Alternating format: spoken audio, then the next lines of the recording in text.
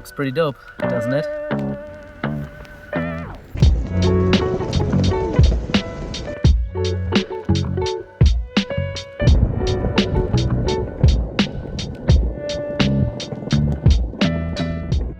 Well, at least I think that. What do you think? I always wanted to design my own longboard, but I also wanted it to be different. I wanted three things. It definitely needs to be practical.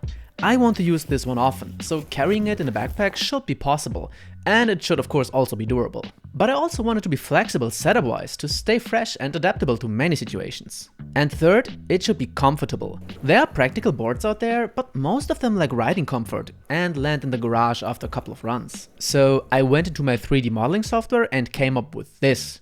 I call it the Bumblebee. It has holes that help to keep me on the deck, so I don't need grip tape. And of course also to reduce weight. It is short enough to fit in a backpack, but also wide enough to stand on it relatively comfortable. There is a very mild concave to it, to make it a little stickier, but it's really not much. It is made out of CNC'd aluminum and weighs about 2 kilograms, which is pretty light for a board that is basically indestructible. This thing will never delaminate and is sharp enough to cause grievous bodily harm to anyone it crashes into.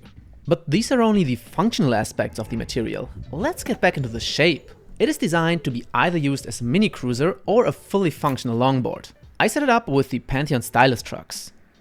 These are 149mm traditional kingpin trucks and have a plug bushing inside. The board is pretty small, but with those trucks it is not squirrely and actually pretty controlled. Another mini cruiser I really like is the Skateboard, which uses 180mm reverse kingpin trucks. But I think this one, set up with the stylus trucks, feels even better. But that's only one aspect of this board. I also made it with brackets in mind. Basically, every bracket will fit, but especially the loaded G-Bomb Z brackets are perfect for that board.